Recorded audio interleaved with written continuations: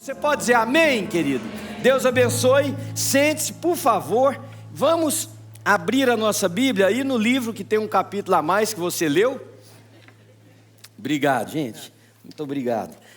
No livro do Eclesiastes, nós vamos ler apenas um versículo do primeiro capítulo, mas eu gostaria que você deixasse a sua Bíblia aberta, porque você vai poder referir a outras passagens desse livro junto comigo. O livro do Eclesiastes, no capítulo 1, no versículo 2, diz assim: vaidade de vaidades, diz o pregador. Vaidade de vaidades, tudo é vaidade. Eu não sei se você tem uma outra versão aí, mas há versões que trazem assim: tudo é vazio. Vazio de vazio, diz o mestre, tudo é vazio. Essa versão eu gosto dela porque ela traz uma palavra que é muito comum para os nossos dias, para a nossa vida, para o nosso dia a dia. Vaidade de vaidades, diz o pregador. Vaidade de vaidades, tudo é vaidade. Nós estamos diante de um livro que foi escrito pelo mesmo homem que escreveu mais 2 outros livros na Bíblia, que você tem aí bem perto de onde você está lendo. Salomão, o texto mesmo diz que ele era filho de Davi, rei de Jerusalém. Salomão foi quem escreveu esse texto, esse livro, juntamente com outros 2.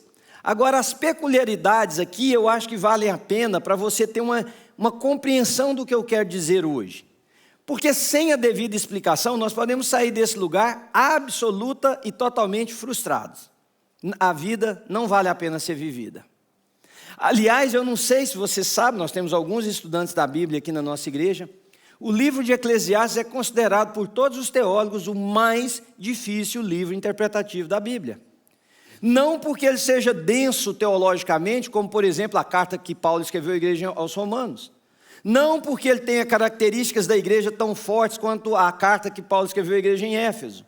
Não porque ele tenha simbolismos demais como o livro do Apocalipse. Mas porque se lermos o livro do Eclesiastes com a lente errada, com o olhar errado, nós vamos chegar a uma conclusão: não vale a pena viver. Então o perigo da interpretação do livro do Eclesiastes é que olhar você vai colocar sobre ele. Porque, por exemplo, se você vê esse versículo que diz: vaidade de vaidades, tudo na vida é vaidade. É vaidade porque a vida é repetitiva, é vaidade porque a vida é mesmice, é vaidade porque a vida não encontra ciclos diferentes daqueles que nós experimentamos. Por exemplo, a pessoa nasce, se a vida for um ciclo normal, ela nasce, ela envelhece, ela morre, e nesse ínterim diversas coisas acontecem que se repetem de geração em geração. Ontem nós estávamos na casa de uma pessoa da família da minha esposa, e a minha sogra disse algo que eu fiquei ouvindo assim de lado, muito a ver com o que nós vamos conversar nessa manhã. Ela disse assim: um dia era eu fazendo algo assim e vocês pequenos. E a minha sogra já está mais idosa. Hoje ela disse: vocês estão fazendo hoje, tem crianças aqui. Dentro de pouco tempo serão as crianças fazendo e vocês sentados onde eu estou sentado. Então, vaidade de vaidades, tudo é vaidade na vida. Agora, nós precisamos entender 3 coisas a respeito desses livros, uma de cada um. Se você já leu Cantares, você encontrou um livro escrito por um jovem apaixonado, impulsionado pela vida, pela força da juventude, mas muito mais pela força do amor. O livro de Cantares é uma descrição maravilhosa do amor de um homem jovem pela sua donzela, que aliás, nós não podemos nem replicar hoje a linguagem de amor do livro de Cantares, porque em alguns ambientes ela seria quase que X-rated, em outros ambientes ela seria ofensiva. Imagina você olhar para sua esposa, né, seu marido olhar para você e dizer assim: você parece as éguas do faraó.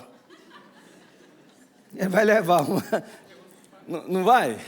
É muito legal, as éguas do faraó podiam ser lindas, mas às vezes você não quer ser comparado com as éguas que puxavam as carruagens dos faraó.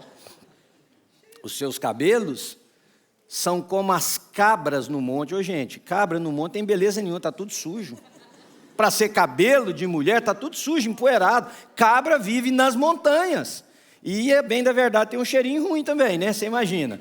Então, mas é um jovem apaixonado. Esse é o livro de Cantares. O livro de Provérbios é a exposição daquilo que o homem mais sábio que o mundo conheceu descreveu. Então esse homem que não pediu para Deus riqueza, não pediu para Deus poder, não pediu para Deus casa maravilhosa, ele pediu uma coisa e Deus deu, em uma proporção que sobre a terra, além de Jesus, não pisou um com tamanha sabedoria. Então ele escreve um livro onde ele coleta, onde ele agrupa, onde ele categoriza ensinos para a vida, que faz parte daquilo que nós chamamos dos degraus da sabedoria judaica, o livro de Provérbios. Mas aqui no livro de Eclesiastes nós temos um homem já mais velho, um homem que já fala o que quer, como Daniel disse aqui, né? Um homem que viveu tudo o que tinha para viver. Gente, se tem alguém que pode falar sobre a busca, o experimento e o resultado na vida, é esse homem. Imagina você que a Bíblia diz que ele teve tudo o que o coração dele contemplou. Você imagina, você sonhar uma coisa, mulheres, 1000, também 1000 sogras, também 1000 problemas relacionais, também, mas 1000. O cara pensava, uma mulher da Etiópia, mandava buscar. Uma mulher, sei lá da onde, da Síria, mandava buscar. Não teve comida que ele não comeu, não teve roupa que ele não vestiu, não teve experiência na vida que ele não tenha passado por ela. Imagine isso. Tudo o que o seu coração, imagina o nosso coraçãozinho aqui nessa realidade nossa, nós imaginamos coisas que nós nunca vamos experimentar, não é verdade? Que a gente tem os nossos daydreams, que a gente sonha, que a gente vê, que a gente percebe, mas não vamos experimentar. Por quê? Porque está fora das nossas condições. Algumas talvez vamos viver, mas toda. E o cara chegar no final da vida e dizer o seguinte, quer saber? Não vale a pena. E eu não estou dizendo o que eu li. Eu não estou te contando, se você olhar o último versículo do livro, no capítulo 12, penúltimo, no capítulo 12, versículo 13, porque tem o versículo 14 ainda, no 13, que é o sumário do livro, antes de dizer o resultado do livro, ele diz assim, este é o final do meu relato. Ele começa dizendo o seguinte, um homem que comeu toda a comida que ele queria, bebeu todos os vinhos, foi em todos os lugares, experimentou todas as mulheres, vestiu todas as roupas, teve toda a beleza, tudo. Eu chego a uma conclusão. A vida é uma vaidade. A vida é algo que não faz sentido. Então, se nós parássemos aqui agora, a gente tinha que falar assim, bom, então, algumas opções. Vamos cometer um suicídio coletivo, não vale a pena viver. Segundo, vamos cada um viver da maneira que quiser, porque também não vale viver a pena, não vale a pena viver. Então, cada um faz o que quer. Por isso nós precisamos entender o que Salomão está nos ensinando. Porque nós estamos para terminar um ano, vamos começar um novo. Você está fechando um ciclo, quem sabe, da sua vida, você está deixando uma etapa para trás, você está cerrando a porta de uma das fases da sua vida. Quem sabe hoje é o momento de você entender um pouquinho a mais para começar uma coisa nova. Então veja, primeiro lugar, quando ele diz vaidade, de vaidades, tudo é vaidade, que vaidade é essa? Essa é a vaidade da mulher que fica diante do espelho por horas, se maquiando, se embelezando. Essa é a vaidade do homem que se a camisa não estiver certinha, ele não sai. Essa é a vaidade que nós atribuímos a essas coisas da vida? Não, essa não é a vaidade. Então veja, o que Salomão está dizendo é que vaidade é porque na língua original essa palavra significa sopro. Essa palavra significa vapor. Essa palavra significa vazio, essa palavra significa fugaz, passageiro. Teve alguém que deu a descrição, embora não tenha a ver com a palavra no original, que essa vaidade é como uma bolha de sabão. Mas eu acho que vale o exemplo, uma bolha de sabão. Uma bolha de sabão é aquilo que existe, é aquilo que ocupa lugar, mas que não tem nada. Ela colore o ambiente, quando as luzes batem naquela bolha de sabão, ela fica cintilante com algumas cores, mas se você encostar o dedo, ela estoura e não fica nada. Então o que ele está dizendo é que vaidade não é esse atributo que nós damos, de cuidar muito de si, de ser cuidadoso com a aparência. Vaidade é não entender que tudo na vida é passageiro, isso é que é vaidade. Vaidade é não entender que a juventude se vai, a beleza passa, a força acaba, os anos de vida chegam, as pessoas envelhecem e elas morrem. Vaidade é não entender que o dinheiro que nós ganhamos, ele fica. Vaidade, eu estava ouvindo um amigo, eu tenho alguns amigos que são muito ricos, mas esse em especial, alguém estava fazendo uma declaração para ele, acho que era aniversário dele, e a pessoa disse assim para ele: olha, escuta, o que é riqueza? Ainda que os seus filhos trabalhem 1 ano para comprar tinta, eles não seriam capazes de pintar as propriedades que você possui. 1 ano de salário comprando só tinta não dava para pintar as propriedades que o pai tinha. Foi o elogio que a pessoa usou lá para dizer para ele, de tão rico, de tanto cheio de posse que ele é. Isso também não vai para a eternidade. Isso não quer dizer que você não possa ter, me entenda. O que Salomão está tentando mostrar para nós é que o esforço por algumas coisas como significado último da vida é falho. O conhecimento, ele diz, não tem espaço para escrever livro, o conhecimento não tem tanto, irmãos. Você imagina uma pessoa que faz um doutorado. Eu fiz um doutorado, o que eu aprendi? Eu aprendi um pingo. Não é nem uma gota, é um pingo no universo do saber. Porque o doutor não é aquele que sabe todas as coisas, é aquele que se propõe a defender uma tese em cima de um assunto e dizer: esse assunto eu acho que eu domino. Mas aquele é um pingo no universo do saber. Então, o que é vaidade? Tudo é vapor, tudo é transitório, o amor é transitório, as pessoas são transitórias, nós somos transitórios, nós passamos, a nossa vida voa, os nossos bens, as nossas propriedades. Já diz muita gente usa isso, eu nem gosto muito, mas o caixão não tem gaveta, ninguém leva nada. Não vai um carro acompanhando o cortejo fúnebre, levando as propriedades das pessoas, não vai. Os faraós, cientes disso, mas querendo tudo, o que eles fizeram? Construíram seus sarcófagos de ouro maciço e mandaram encher as suas tumbas de tesouros, porque quando eles acordassem no pós-vida, eles teriam o mesmo glamour. Está lá até hoje para o povo roubar, aquilo que não está no museu já foi perdido, soterrado. Então, vaidade da vaidade, tudo. O que isso aponta? Presta atenção, aponta para algumas coisas. Primeiro, para um vazio existencial. Aponta, queridos, para uma ideia da vida que não faz sentido, a não ser se olhar de outro prisma, que é o que Salomão faz no final. Presta bem atenção. Segundo ensinamento que eu quero te dar. O coração do homem tem um buraco que só Deus é capaz de tapar. Só. Você pode buscar e você vai encontrar temporariamente em diversas outras coisas, mas de forma definitiva, aquele buraco no coração humano, só Deus tem a medida de tapar. Santo Agostinho já nos antecipou dizendo isso. Só. Então veja, Salomão diz assim: vaidade de vaidades, tudo é vaidade, porque ele está considerando a vida embaixo do sol. Depois você leia no texto, você vai encontrar essa linguagem. Debaixo do sol, vaidade das vaidades, tudo é vaidade. Ou seja, a vida observada, experimentada, analisada, interpretada apenas na perspectiva horizontal, apenas terreno, ela não faz o menor sentido. Você acorda todos os dias, Você vai para o trabalho, para no outro dia fazer o quê?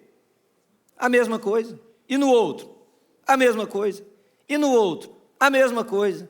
E no outro? A mesma coisa, para chegar no final de semana e você fazer uma coisa que você acha que é diferente, mas é igual a todos os outros finais de semana.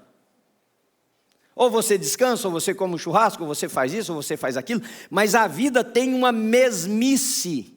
O sol nasce no mesmo lugar, se põe no mesmo lugar. Os dias são os mesmos, com a intercorrência da luz, que é mais ou é menos, mas é a mesma coisa.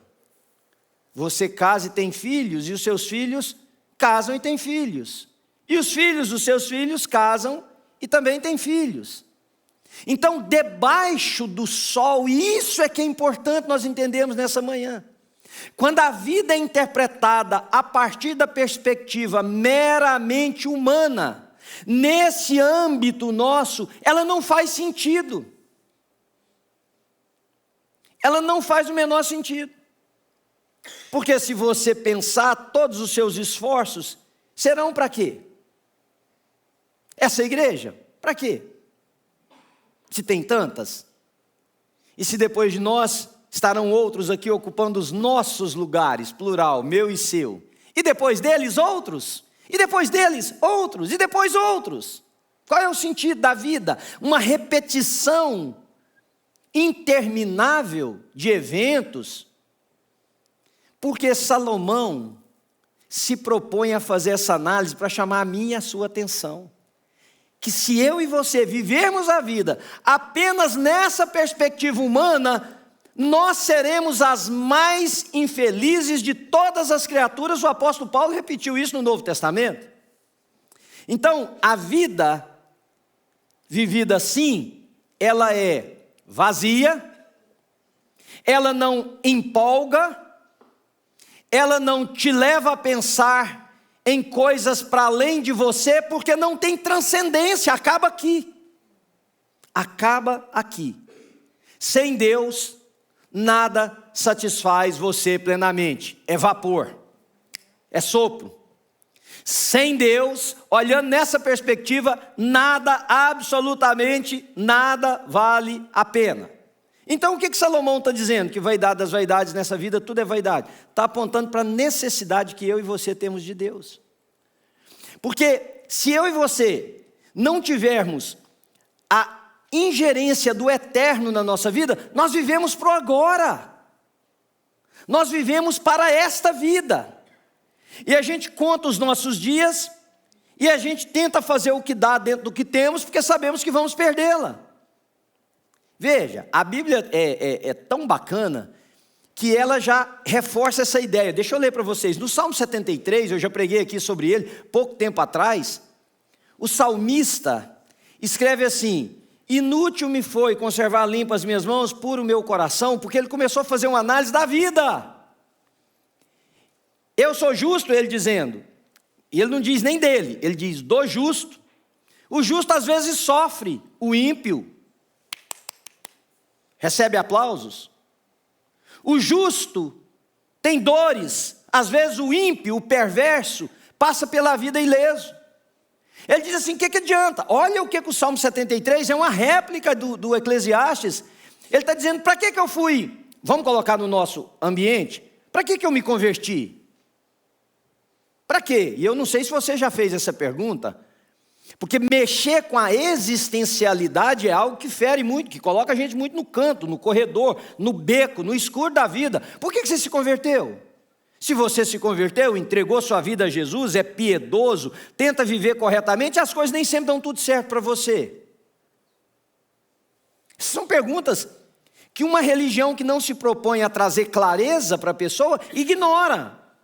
Mas quando nós queremos uma vida séria com Deus, nós precisamos olhar para essas questões, porque elas existem, estão aí, ó.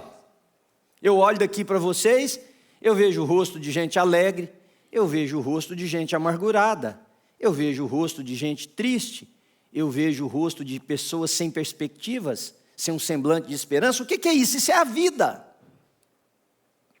Isso é a vida. Então, o salmista lá atrás diz assim, para quê? Para quê? Aí ele diz assim, até que entrei no santuário do Deus vivo. Ou seja, teve um momento que ele olhou para a vida fora do prisma da horizontal, ele olhou na vertical e ele falou, aí faz sentido. Do contrário, a vida não faz sentido. Jeremias capítulo 2, lá no versículo 13, diz assim, vocês cavaram para vocês cisternas rotas, cisterna podre, tem água, mas essa água não sacia a vida. Por isso que Jesus disse, eu sou a água da vida, aquele que beber de mim não terá mais sede. Essa água aqui, quem beber vai ter sede. Mas aqui eu sou, e não é uma água H2O, é uma água que vem e vive em nós. Esta água, ela sacia uma sede que não é a boca seca. Que é essa compreensão da vida, da existência. Mateus capítulo 6, o Senhor Jesus disse assim, que o reino de Deus é aquilo que deve ser buscado em primeiro lugar, porque dá sentido à vida, irmãos.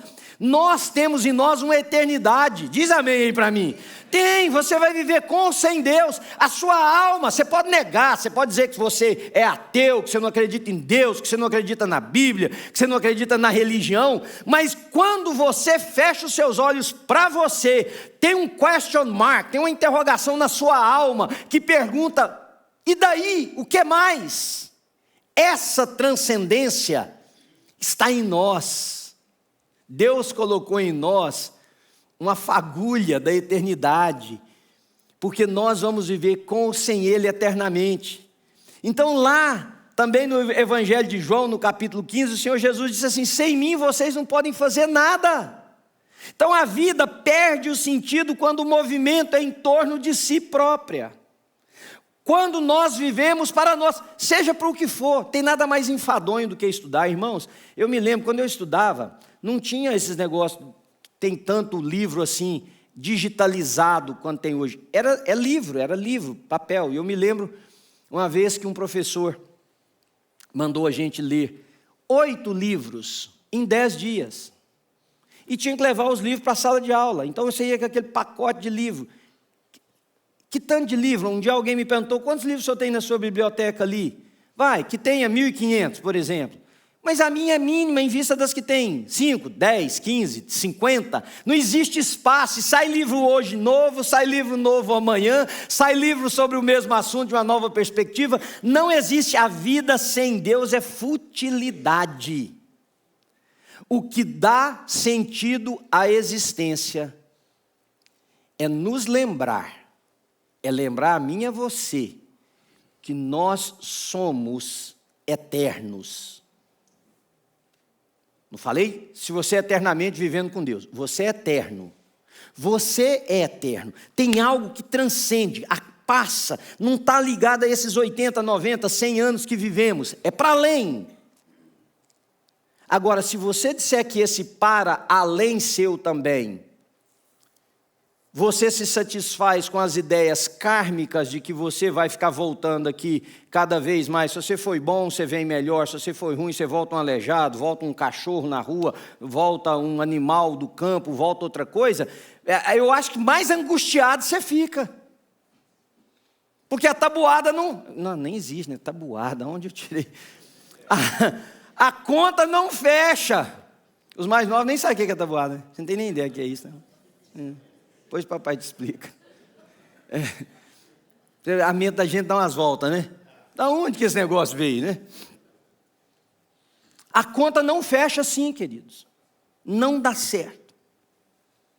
E veja, essa vaidade, aqui eu fiz uma coisa que eu vou precisar que você preste atenção nos momentos seguintes, que eu vou ler muita coisa para você, frases que eu busquei de 2 dos escritores que eu gosto muito de ler quando diz respeito a trazer sentido para a vida, olhando da perspectiva de Deus e não da nossa. Um desses homens chama Os Guinness. O-S, o segundo nome dele é Guinness. Escreveu um livro chamado The Call, escreveu um livro chamado Os 7 Pecados Capitais, escreveu vários livros muito interessantes. Mas olha o que o Os Guinness diz. Quando ele trata sobre os pecados capitais, ele está fazendo uma interpretação baseado na compreensão católico-romana de que há pecados que são perdoados, há pecados que não são perdoados. Não sei se vocês sabem do que eu estou dizendo. E esses pecados capitais, independente de olhar pela perspectiva de que se tem perdão para eles ou não, porque não é o caso, nós entendemos diferente, ele faz uma análise dizendo o seguinte: de onde vêm esses pecados que são considerados pecados maiores? Por exemplo, de onde vem a mentira? De onde vem a mentira? Você pode dizer, o diabo é o pai da mentira? Ok, ele é o pai da mentira, mas de onde vem a mentira que a minha boca profere, que a sua boca profere? De onde ela vem? Ela tem uma origem, é isso que os Guinness fazem. Então, quando diz a vaidade, olha o que ele diz: a vaidade é a porta que abre a sua vida para pecados muito mais destrutivos. Então, a vaidade de viver essa vida do ponto de vista humano, sem contemplar a existência de Deus, a vaidade de viver achando que o que manda são os seus dias, ela abre portas para pecados muito maiores, como por exemplo, você achar que é autossuficiente. O pecado da autossuficiência. O pecado do orgulho, de achar que é você que dá força para você, que é você que te entrega o que você tem todos os dias. O pecado da avareza, tudo fruto da vaidade de achar que a vida pode ser vivida só do prisma humano. Se o dinheiro é meu, eu digo para onde ele vai. Se o dinheiro é meu, eu determino o seu caminho. Então veja, ele diz, por exemplo, por causa disso, de achar que a vida se refere só aqui, pessoas vivem mais buscando a aprovação dos outros do que a aprovação de Deus. Seja a aprovação dos outros na tirania da beleza, principalmente para as mulheres, que tem um estereótipo do que é ser bonita, para os homens também, que agora estão no mesmo barco. Tem um estereótipo do que é ser inteligente, tem um estereótipo do que é ser do momento, o que é ser atrasado, o que é ser legal, o que não é. E essas pessoas, porque vivem só aqui, estão preocupadas em encontrarem o seu lugar aqui. E aí olha o que ele diz: a vaidade é a grandiosa ilusão que nos conduz a viver para a audiência errada. Olha que coisa impressionante. Eu vou ler novamente para você: a vaidade é a grandiosa ilusão que nos conduz a viver para a audiência errada. Nós estamos vivendo para cá. Para mim o que importa é ser aprovado por vocês, para que essa igreja continue a existir, e para que depois de mim o outro também, o outro também, o outro também. Essa é a perspectiva aqui. O que importa para você é ser aprovado pelo seu namorado, namorada, marido, mulher, seu amigo de trabalho, o status quo do lugar que você vive. Quando a gente faz isso, nós estamos vivendo para a audiência errada. Os olhos que nos veem não são os das pessoas que estão ao nosso redor. Há sempre um lugar que ninguém te vê, que ninguém sabe o que você está fazendo. Há sempre uma porta fechada, uma cortina cerrada, uma luz apagada. Os olhos que nos veem, a audiência certa é o Senhor Criador dos céus e da terra, querido. Segundo, viver aqui é uma vida vazia, cheia de coisas. Eu vou dar um exemplo para vocês. Você pode dizer assim: o dia que eu tiver, eu serei. Essa é a mentira que Satanás colocou no coração lá de Eva através da serpente, lá atrás. O dia que eu tiver, eu serei. O dia que eu tiver um marido, eu vou ser feliz. O dia que eu tiver uma esposa, eu vou ser feliz. Casamento é tough, gente. O dia que eu tiver filhos, eu vou ser feliz. Filho dá trabalho. Vê aqueles negocinhos bonitinhos aqui, acha que fica aquilo o resto da vida, né?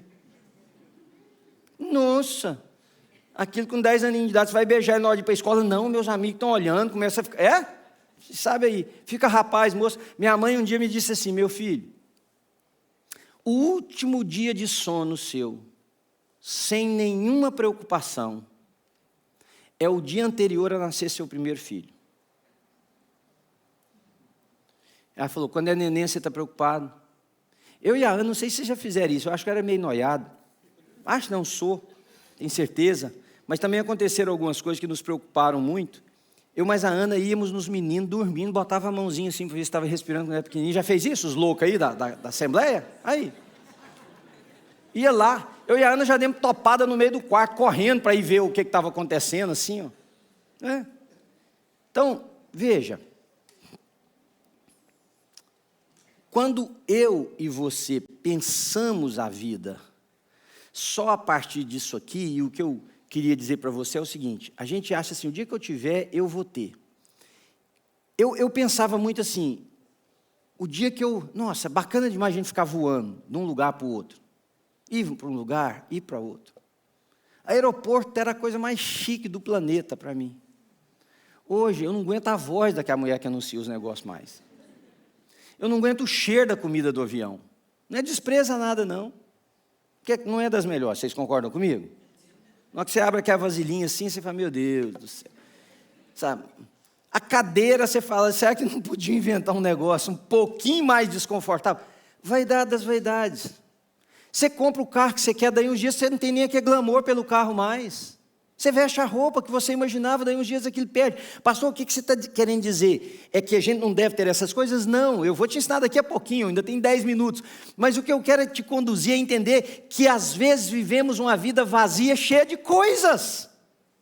Olha o que o Os Guinness também escreve. Quando nos medimos pelos padrões do mundo, sempre acabamos vivendo para o que é pequeno demais para sustentar a nossa alma. Quando vivemos para o que é do mundo, isso tudo, por melhor que seja, o melhor vinho que você bebeu, o melhor banquete que você comeu, a mulher mais linda que você tem, o homem mais lindo que você tem, o carro mais luxuoso, as viagens mais deslumbrantes, isso é pequeno demais para sustentar a sua alma. Porque a sua alma tem perguntas maiores. Sua alma tem indagações maiores. Transcende isso. E isso, pulando aqui os vários que ele indica, nos leva a viver uma vida que é apenas uma performance para um tempo temporário. Olha que coisa impressionante. Vivemos de performance para um tempo temporário. Porque a nossa vida é curta. O espetáculo, diz ele, é a nova tirania do ser humano. Somos o que conseguimos fazer as pessoas acreditarem que somos. Então, se eu parasse agora, a gente estaria meio frustrado ainda. Mas veja o que esse escritor, lá no final, agora você nem vai lá olhar não, me ouça, eu vou citar o versículo para você. Lá no final ele diz assim, esse é o resumo do meu relato. Ele podia, vamos imaginar um pouquinho, ele podia dizer assim, a vida não vale a pena ser vivida. Não se afadigue com o trabalho. Nada vai satisfazer o seu coração. Olha o que ele diz. O fim de tudo é, teme a Deus e guarda os seus mandamentos. Não, eu preciso ouvir um amém, um aleluia, um glória a Deus, querido, porque senão nós poderíamos sair daqui sendo todos nós filósofos existencialistas. Vamos encontrar algum sentido para viver esse tempo pequeno que nós temos na terra. Pronto. Não. O resumo de tudo dessa vaidade é que você precisa olhar a vida acima do sol. Porque abaixo do sol não faz sentido. Abaixo do sol não fecha a conta, não faz sentido. A gente se cansa. É mesmice. No livro ele diz que até a natureza é uma mesmice. Ontem alguém me ligou e disse assim, está esfriando, né? Eu falei, o que você queria que acontecesse no mês de novembro, quase indo para dezembro, aqui onde nós moramos? O dia que nós formos para a praia em dezembro, nós podemos correr daqui, que tem um apocalipse acontecendo. É a mesmice. Aqui tem primavera, tem verão, tem outono e tem inverno. Os rios, diz o texto, correm para o mar, e o mar não se enche. Por que o mar não se enche? Porque há um efeito, onde as águas evaporam, vira nuvem, a nuvem derrama, o rio corre para o mar não se enche, a nuvem, a vida inteira desse jeito. E se o homem não bagunçar com a natureza, daqui 1 milhão de anos será do mesmo jeito, se tiver gente por aqui. Irmãos, me ouçam, tira o seu olhar de debaixo do sol. porque senão não vai valer a pena viver. Nossa vida só faz sentido quando entendemos o que Asaf entendeu no Salmo 73, até que entrei no santuário do Deus eterno e atinei para o fim deles. Asaf entendeu que tem algo além, que tem algo para mais, por isso que ser igreja, para ser igreja é cansativo, isso dá trabalho, isso gera problema. A gente tem problema com gente que quer sentar no lugar que não pode, quer sair na hora que não pode, quer entrar na hora que não pode, quer fazer o que não pode, quer ver o jeito dele. É um problema isso aqui, que nenhum de nós, na verdade, precisa. Ter filhos tem problema, ser casado tem problema, ser solteiro tem problema, ser pobre tem problema, ser rico tem problema. Você pode pensar, o rico não tem problema. Você já foi, para você saber? Não. Então vamos ler de quem já foi, que diz que é, que tem. Então, tem problema, não faz sentido. Só faz sentido, querido, se você tirar o seu olhar e jogar ele para cima.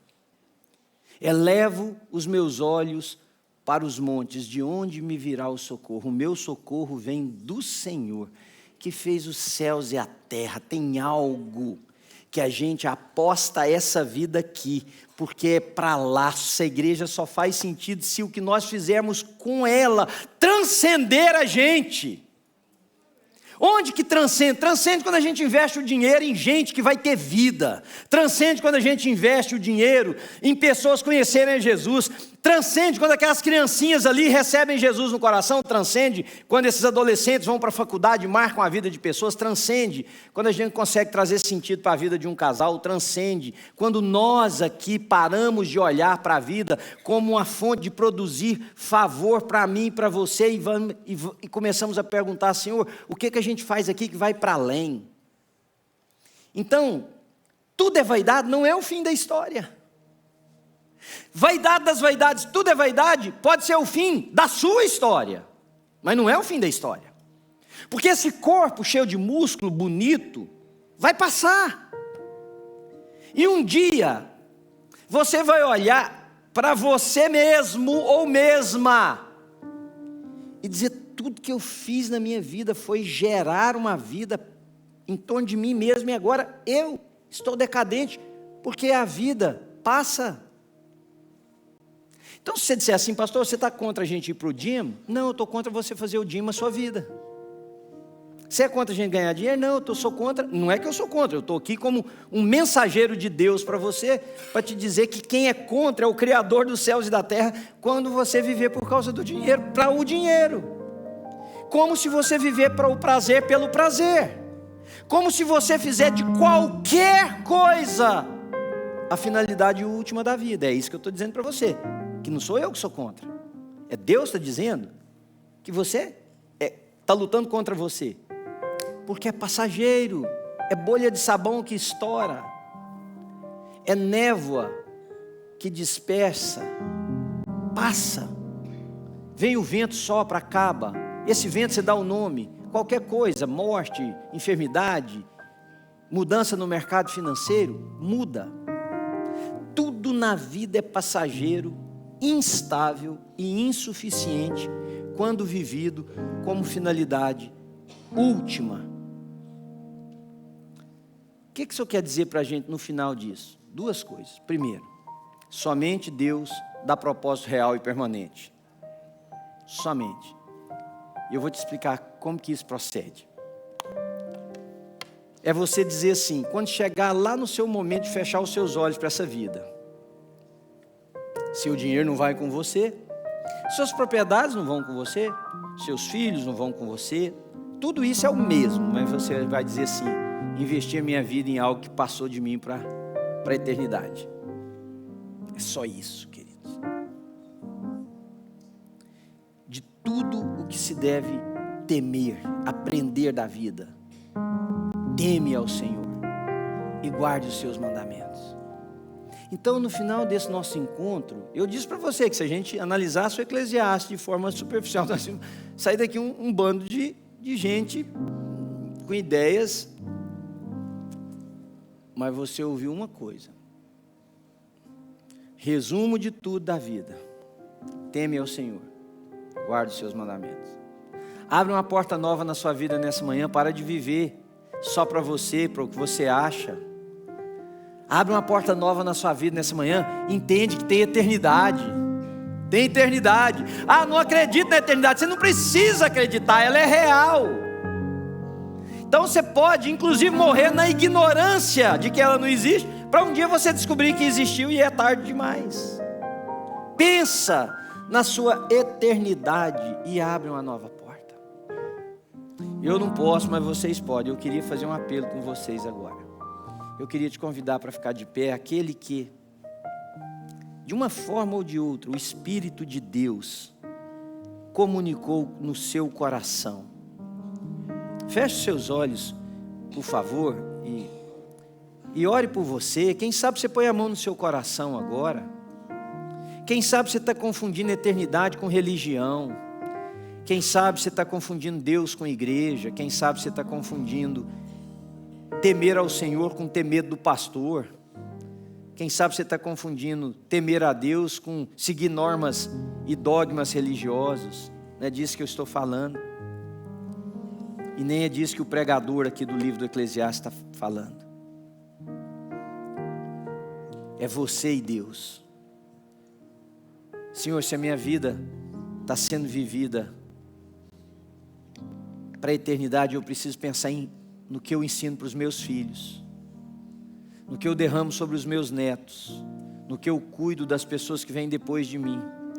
Senhor, se eu estou pensando em viver, não olhando somente aqui para debaixo do sol, eu preciso pensar como que eu vou usar o meu dinheiro, a minha interpretação da vida com relação a posses, a bens, a ganhos, a pessoas, a amizades. Deus, em nome de Jesus, eu oro para que o Teu Espírito fale conosco aqui nessa manhã. A vida é para ser vivida, Senhor, com as alegrias, com as brincadeiras, com o encontro com as pessoas que amamos, com os lugares que desejamos visitar, com a comida, com a bebida que queremos beber. Mas isso passa. É para ser aproveitado dessa maneira, vai passar. Mas e o que fica, Senhor? Mas e o que fica?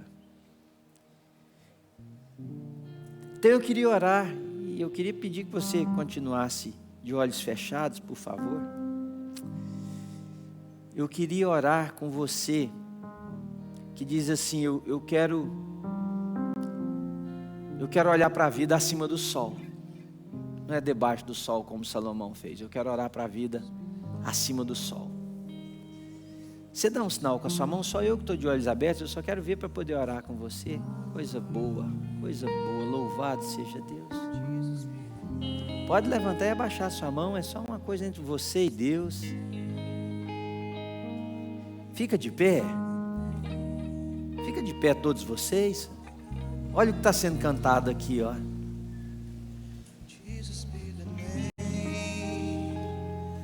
Jesus be the name. Jesus be the name that gets all the glory. Jesus be the name. Jesus be the name. Oh, Jesus. Jesus be the name that gets all the glory. Jesus be the name. Enquanto isso você pensa sobre você, como que Jesus pode ser o nome que recebe toda a glória na sua vida, na entrega da sua vida a Ele, no pensar da vida a partir de uma outra perspectiva. E aí, querido, você fica de pé e você enche os seus pulmões, e juntos aqui com a nossa equipe de louvor, vamos cantar assim a plenos pulmões. Ele recebe toda a glória, que é assim que Ele recebe toda a glória. Jesus be the name that gets all the glory. Jesus be the name. Jesus be the name.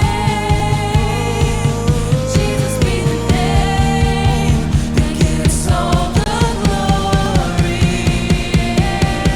Jesus be the name. Jesus be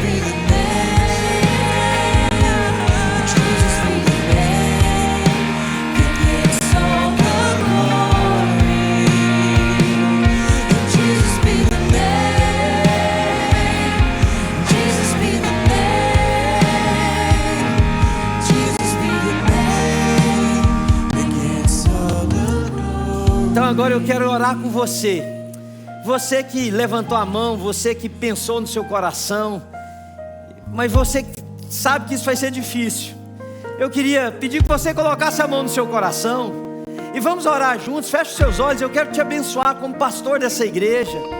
Eu quero clamar que o Senhor te habilite a tomar essas decisões. Eu quero pedir, Deus, que o Senhor derrube toda barreira, que o Senhor quebre toda corrente, que o Senhor abra toda porta que mão humana não possa abrir, que o Senhor tire dos olhos toda escama que não tem um médico que pode ir lá e limpar. Não é, Senhor, essa visão terrena, é a visão do céu, é outra coisa. Pai, eu oro agora para que o Teu Espírito, Ele venha, Ele faça, Ele alcança. Eu abençoo meus irmãos, minhas irmãs, eu abençoo aquele que levantou a mão, eu abençoo aquele que pensou.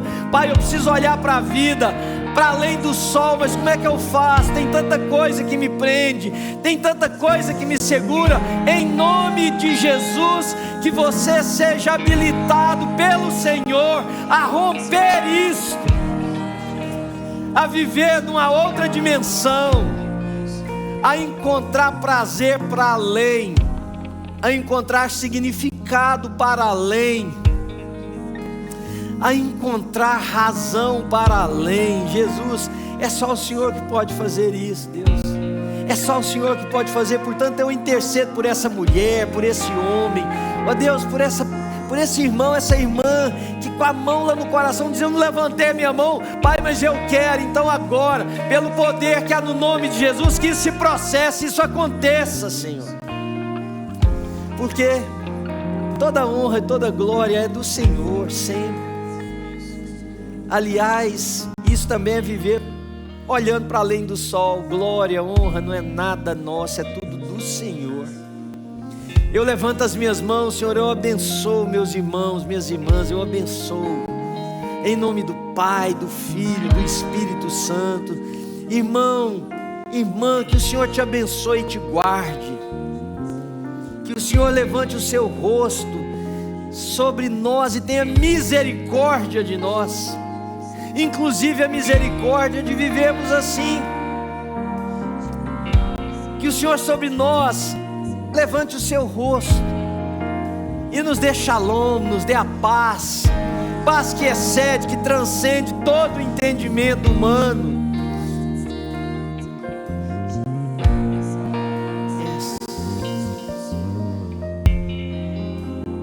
E essa paz seja sobre você agora, que tem certeza que a sua vida vale mais, está para além, tem mais, não é isso, não é só isso aqui.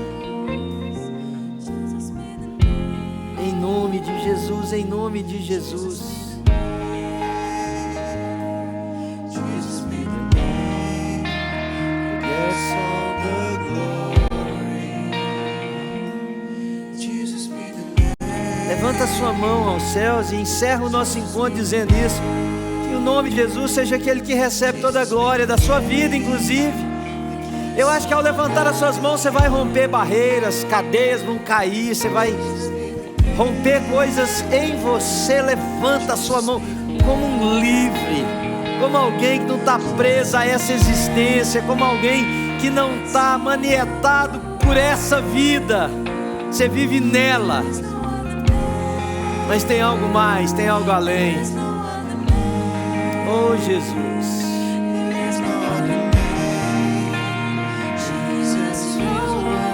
com toda força, podemos cantar isso mais uma vez? There's no other name. Yes.